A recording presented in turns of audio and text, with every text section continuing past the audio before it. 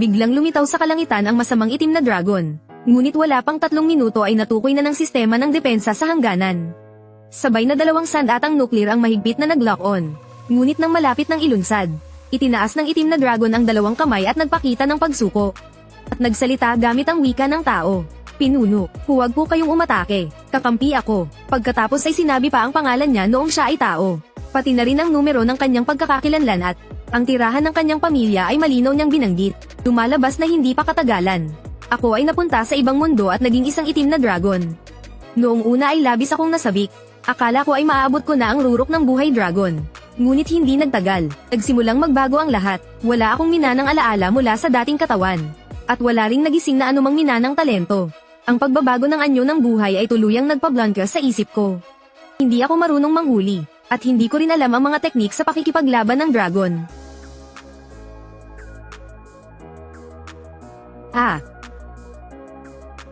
Kahit ang kakayahang lumipad ay matagal ko pang pinag-aralan bago natutunan. Ang lahat ng ito ay nagdulot sa akin sa ibang mundo. Ng isang buhay na sukdulang miserable. Madalas ay parang isang buiter na palihim lang, na nagnanakaw ng huli ng ibang mandaragit. Ngunit ito ay patak lamang sa dagat. Sapagkat ang isang dambuhalang dragon na may bigat na 160 tonelada. Sa isang kain ay kailangan ng maraming bahagi ng karne para mabusog. Kaya sa ganitong kahirapan, naisip kong humanap ng kapwa dragon para magsama. Kahit maging tauhan ay tinanggap ko.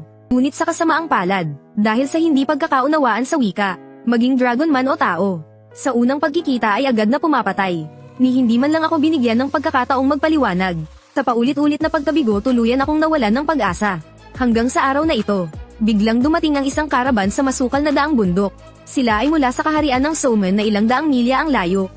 Katatapos lang nilang makipagkalakalan sa isang misteryosong bansa, at naghahanda ng ibalik ang mga paninda sa kanilang lupain.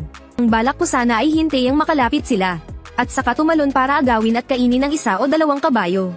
Ngunit hindi ko mapigil ang sariling presensya ng dragon. Mahigit 1,000 metro pa lang ay napansin na nila. Wala akong magawa, kaya napilitan akong sumugod palabas. Sa harap ng lahat ay agad kong pinabagsak ang 1 kabayo. Ngunit nang handa na akong lumamon, bigla kong napansin sa ilalim ng natumbang karwahe. Ang mga natapong nylon na supot ay malinaw na may nakasulat. Malalaking titik ng wika ng siya at salitang Pinoong asin. Pinigil ko ang aking paghinga. Nilakihan ko ang aking mga mata. Hindi ako makapaniwala na totoo ang nasa harap ko. At hindi ko alam kung bakit. Biglang namasa ang aking mga mata. Ang mabangis na dragon ay bihirang umiyak. Maliban kung umabot na sa sukdulang sakit, walang nakakaalam kung paano ko nalampasan ang nakaraang kalahating taon. Dahil sa gutom minsan ay napilitan akong kumain ng lupa. Dahil sa kalituhan gabi-gabi akong hindi makatulog. Dahil sa lungkot at pangungulila, madalas akong nagsasalita mag-isa sa langit. Madalas din akong magalit nang walang magawa. Nakatayo sa tuktok ng bundok at humahagulgol. Ngayon ang lahat ng iyon ay tapos na. Ang naliligaw na ako ay muling nagkaroon ng direksyon. Ang mga bagay na ito, saan ninyo nakuha ang mga ito? Utang na dila ang lalaki habang sumasagot sa wikang siya. Ang mga bagay na ito ay galing namin sa misteryosong kaharian ng siya. Totoo nga, dumating din ang siya sa mundong ito. Napakaganda. Saang direksyon sila naroon? Hayaan na, ikaw na lang ang magdala sa akin doon. Ungol. Sa daan matapos ang ilang pag-uusap, nalaman kong ang lalaking ito ay nagngangalang Hook. Isa siyang profesional na mangangalakal. Ilang beses na siyang nakipagkalakalan sa siya. Ayon sa kanya, ang siya ay isang lubhang misteryosong bansa, at humigit kumulang kalahating taon na ang nakalipas, nang bigla itong dumating sa mundong ito. Sa pagitan ng hangganan ng siya at ng mundong ito, may umiiral na isang misteryosong hadlang. Magkaibang magkaiba ang 2 mundong nasa loob at labas nito. Sa loob ng hadlang walang mahika sa siya. Ang mayroon ay isang bagay na tinatawag na agham. Ang mga patakaran ng mundo at kapaligiran doon, ay lubhang naiiba sa mundong ito. Kapag ang mga katutubong nilalang ay pumunta roon, haharapin nila ang matinding hindi pag-aangkop. Sa magaan ay magkakasakit, sa mabigat ay mamamatay. Ganoon din, hindi rin basta nangangahas ang mga taga-siya na pumunta sa mundong ito sa labas ng hadlang. Dahil ang kanilang katawan ay kulang sa pakikiayon sa elemento ng mahika. Kapag walang mahigpit na proteksyon, ang mga elementong mahika na nasa lahat ng dako ay magdudulot ng hindi na mababalik na pinsala sa kanilang katawan. Mahigpit na hinihiwalay ng hadlang ang 2 mundo. Bawat isa ay hiwalay na umiiral. Hindi nang hihimasok sa isa't iisa.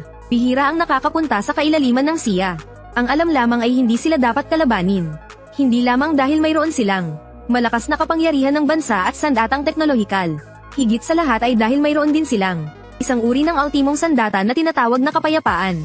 Kahit ang mga Diyos ay kailangang magbigay galang dito. Matapos marinig ang mga ito, ramdam ko ang matinding pag-alo ng damdamin. Posible kayang ang buong bansa ko ay tumawid din dito. Kung ganoon, narito rin kaya ang aking mga magulang.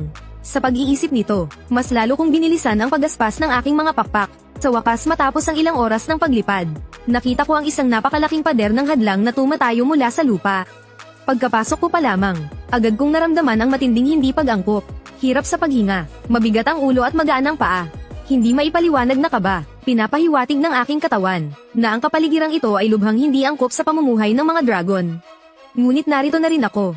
Kung hindi ko makontak ang bansa, talagang hindi ako mapapayag, kaya nagpatuloy pa akong lumipad papaloob. Hindi nagtagal, ilang fighter jet ang dumating na may malakas na ugong. Kasunod ay sabay na pinakawalan ang 2 missile, na sumabog sa aking harapan.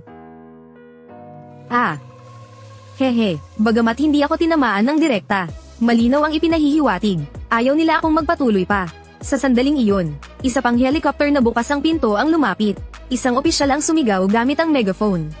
Ginoong Dragon, dahil ikaw ay ilegal na pumasok sa aming teritoryo, mangyaring kusang loob na sumailalim sa investigasyon. Huwag gumawa ng walang saysay na paglaban. Makakaasa ka, ang SIA ay isang malaking bansang sibilisado at makatwiran. Hanggat aktibo kang makikipagtulungan sa investigasyon, tiyak naming poprotektahan ang iyong personal na kaligtasan at mga lehitimong karapatan. Kung hindi ay ikaw ang mananagot sa lahat ng kahihinatnan. Hindi na alintana ng Tenyente Koronel kung naiintindihan ng Dragon. Basta nasunod ang proseso ay sapat na. Kung hindi lamang dahil sa mga utos mula sa itaas na nagbabawal. Sa marahas na aksyon laban sa mga pambihirang nilalang.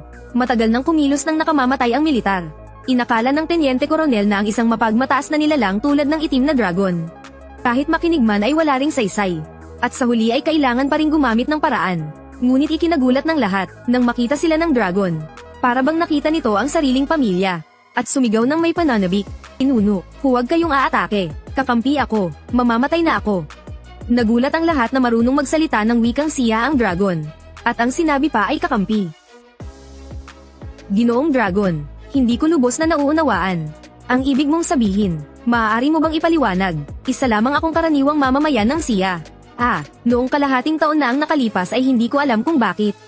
Bigla na lang akong naging ganito. Ang pangalan ko ay Wang Zi, 26 na taong gulang. Numero ng aking pagkakakilanlan 4,503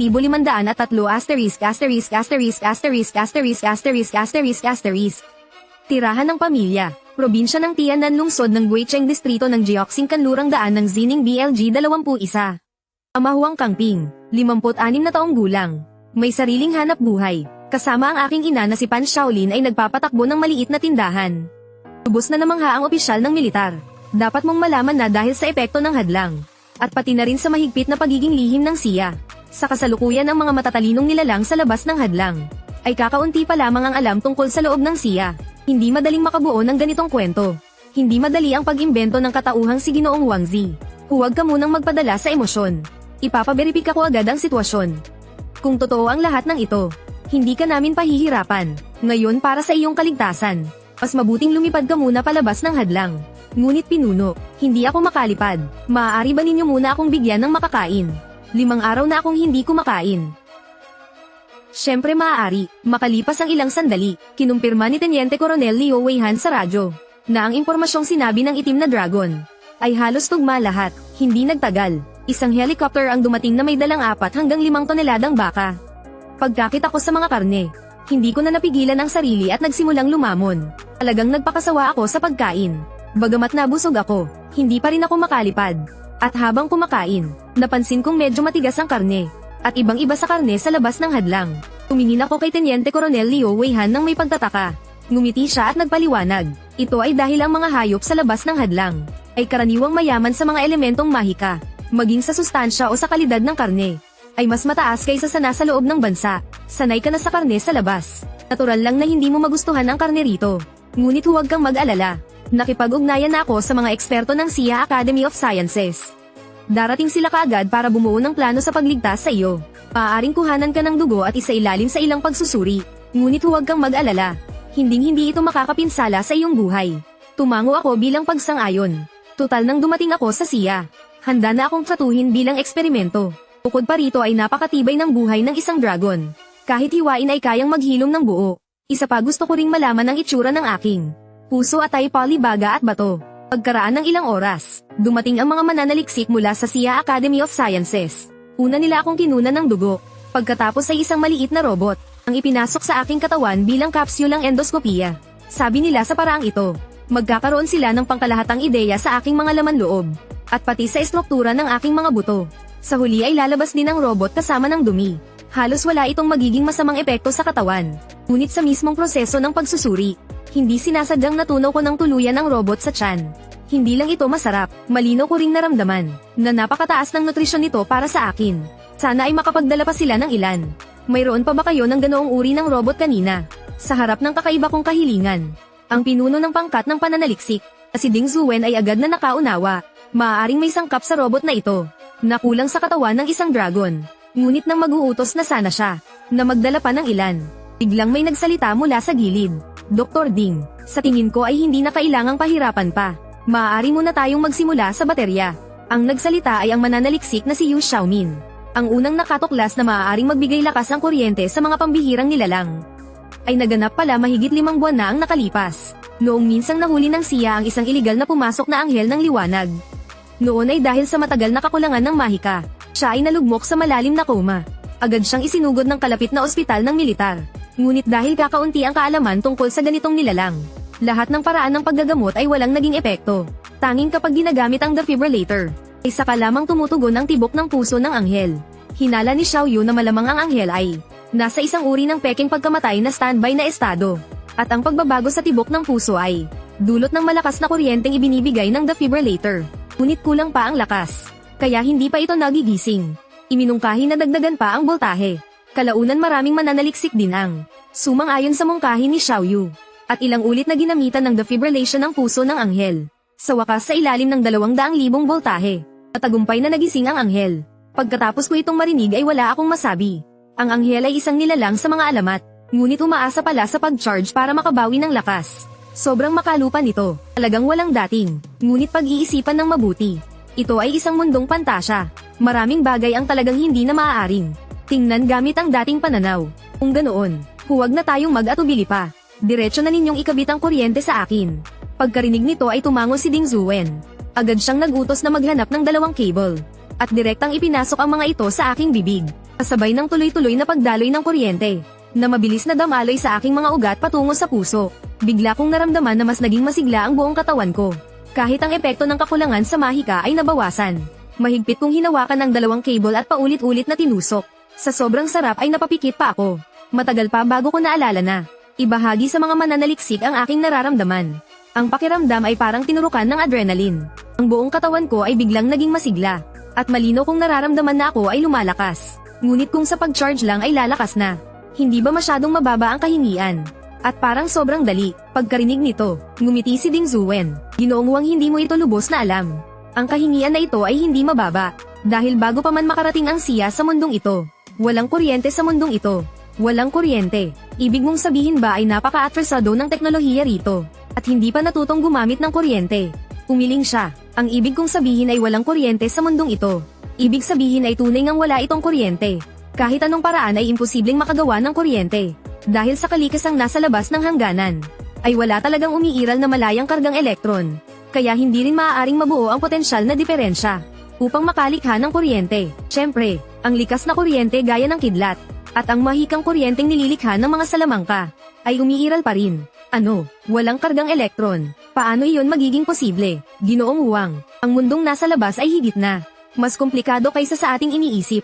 Mukhang hindi mo pa alam. Ang mundong nasa labas, ang microscopicong larangan na mas maliit sa micron, ay matagal nang ganap na nababalot ng makapal na hamog. Ang araw, buwan at mga bituin sa kalangitan, ay hindi na rin ang mga bituing celestial na alam natin, kundi mas masalimuot na mga kumpol ng enerhiya. Batay sa mga nalalaman namin sa ngayon, ang mundong nasa labas ay parang isang patulang lubos na pinagsasamantalahan at inaapi.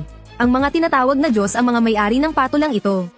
Lahat ng may kamalayang nilalang ay mga tupa nila, upang maging madali ang pagkontrol at pamamahala. Siyempre ay ayaw nilang maraming malaman ang kanilang mga tupa, o maging masyadong matalino. Ganoon pala. Kung gayon, ang pag-charge bilang panlabas na tulong ay sa SIA lamang. Tama nga iyon. Ngunit Ginoong Wang, para sa mga pambihirang nilalang tulad ninyo, hindi rin ganoon kamangha ang kuryente. Batay sa mga datos mula sa anghel, na aming napag-aralan. Hindi gaanong nagpapalakas ng kuryente sa mga pambihirang nilalang. Mas kahawig ito ng isang bagong paraan ng pagdagdag ng enerhiya. Mas direkta at mas epesyente lamang.